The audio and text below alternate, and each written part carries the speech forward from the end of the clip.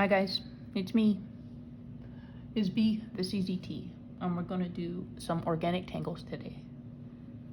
Organic tangles are probably the one I feel least comfortable drawing, but the more I practice, I get a little better. Maybe you have a better flair for the organics, and I'll show you what I can do, and you guys can show me what you can do. All right? First, we're going to start with our breath and our gratitude and our appreciation for the time we're taking for ourselves and for a little quiet, for a little calm. In through your nose, hold it for 4 seconds, and then slowly out through your mouth.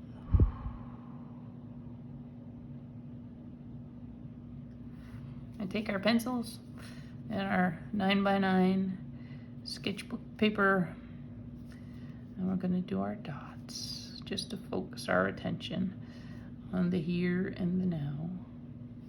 And connect those dots slightly with the pencil. You don't have to see it, it's just trying to get ready to get into that sort of drawing, intentional stroke kind of mode.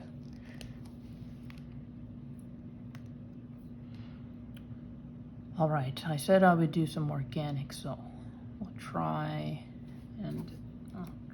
and break the tile up to 3 equal parts. Not 3 equal parts, but 3 parts nonetheless. And in the first one, we'll do what they call Pokeleaf. Okay? And Pokeleaf starts with a little stem. So 2 parallel lines. And then we're going to cap it with like a backwards C. And we're going to blacken. And then we're going to start maybe 1/2 centimeter below the stem. And we're going to curl around and go into a point.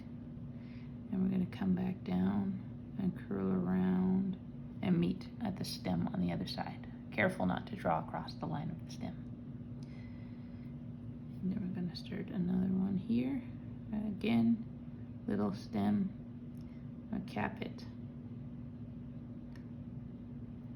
And a little bit below that, we're going to do a line, and we're going to tuck up behind this one. And then we're going to do this. And then we'll have another stem coming out this way.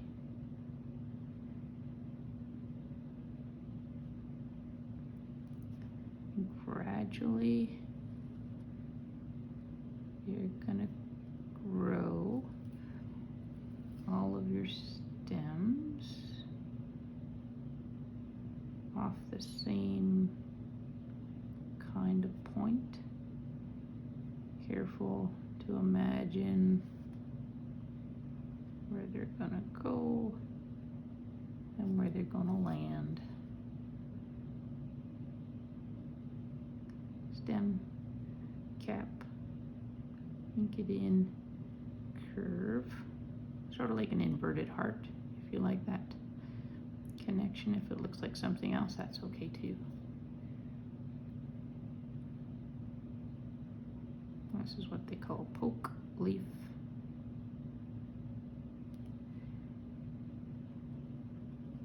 It's okay to draw beyond your border, as you can see I have, because that's the way my pen wanted to do it. You can do them big, you can do them small.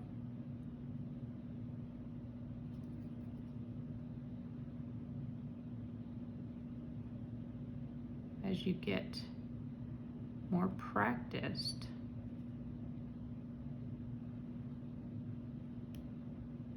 then you can add different details that you might like.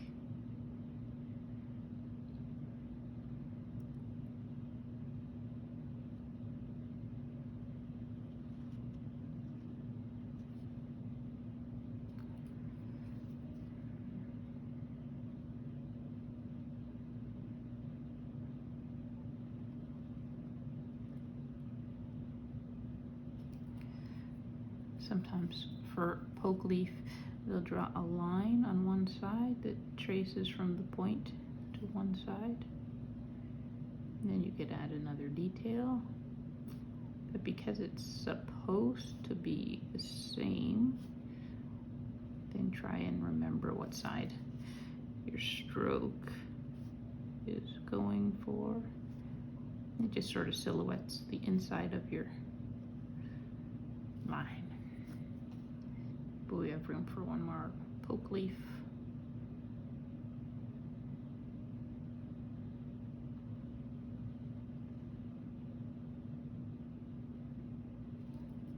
And we'll do that other detail.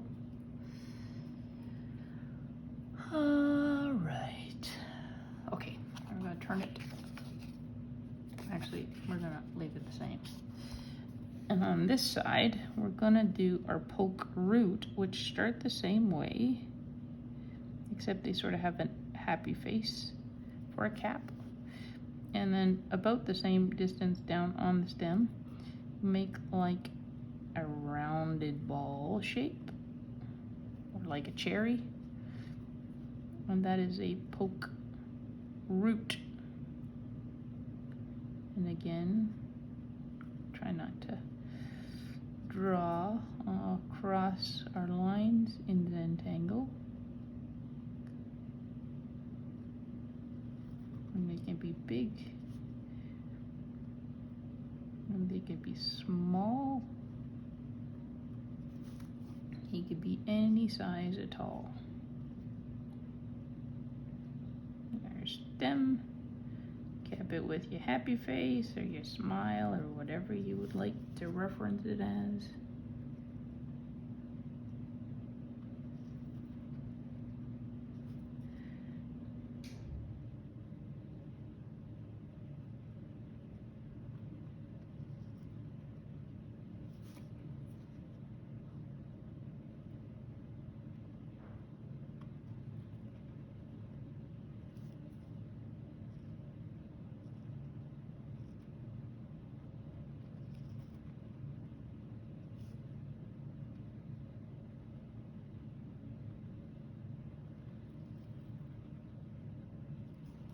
And I've drawn on my stem, which means I'm rushing and I'm not being intentional.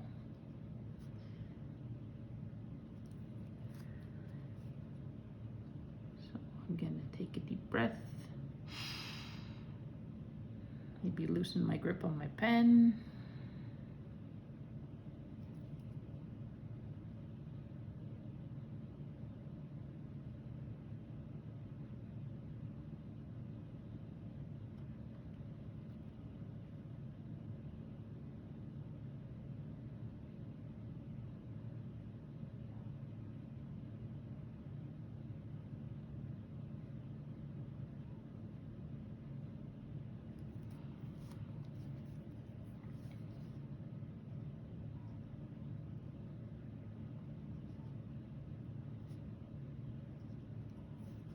Just imagine where the rest of it would be if you only have room to do part of it.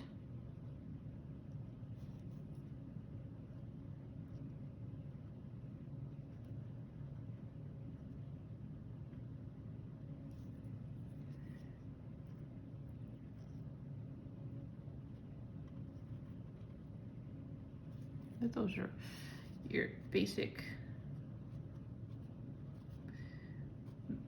Pokeleaf,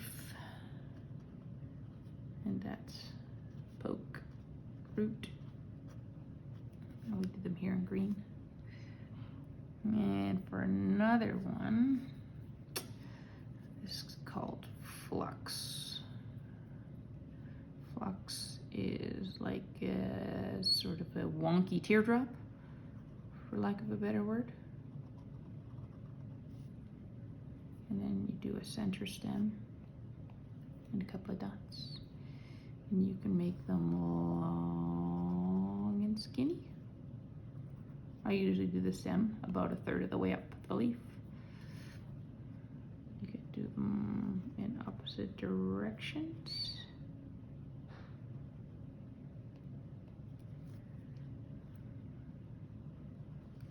These are good for filling spaces on the tangle or on your tile or when you run out of stuff. And generally anytime there's a V or a point, you can make them branch off for that.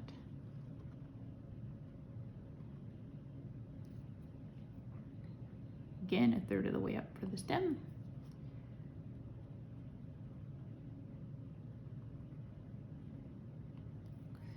If it's a smaller leaf, maybe I just do the one dot.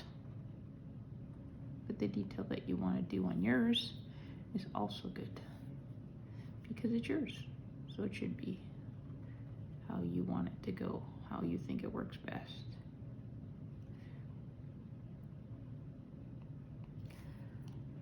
The other technique I like to use with the organics is in these interstices, fancy Zentangle word for spaces. If you don't have room for a full leaf, you can do an orb. An orb is what we call a circular shape in Zentangle because circles are supposed to be perfect, but orbs can just be roundish and nothing is perfect. So orbs work great. And then we go through a couple orbs that they're between the leaves, and we can ink in the gaps around them to give a different effect. And they could be like bubbles of condensation. We can do them as big as we like or as little. They could be set on the top.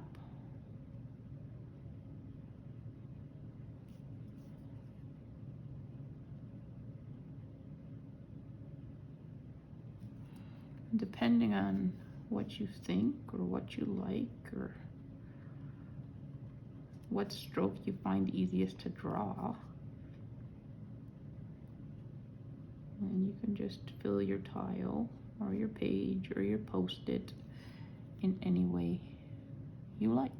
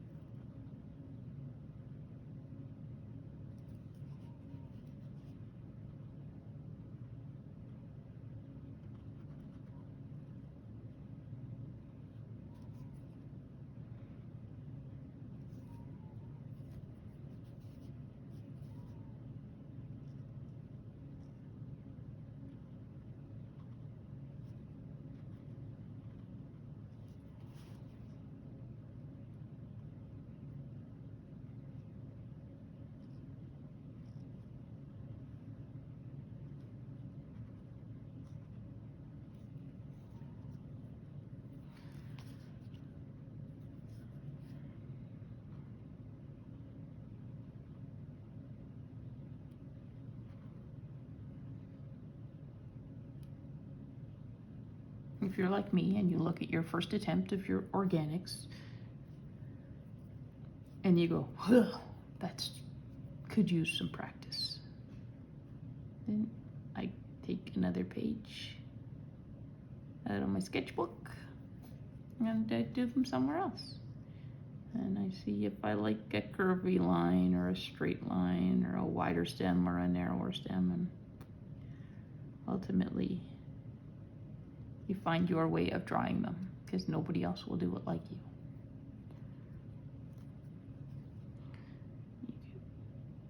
Blacken in the spaces or the interstices.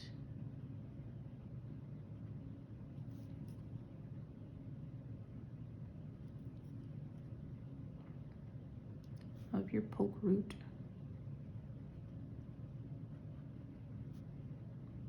Conscious to try and fill in all those white gaps.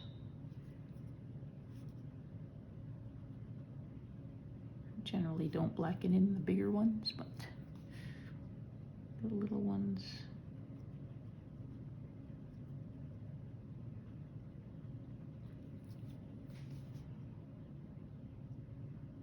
help to add dimension. There's room for another leaf.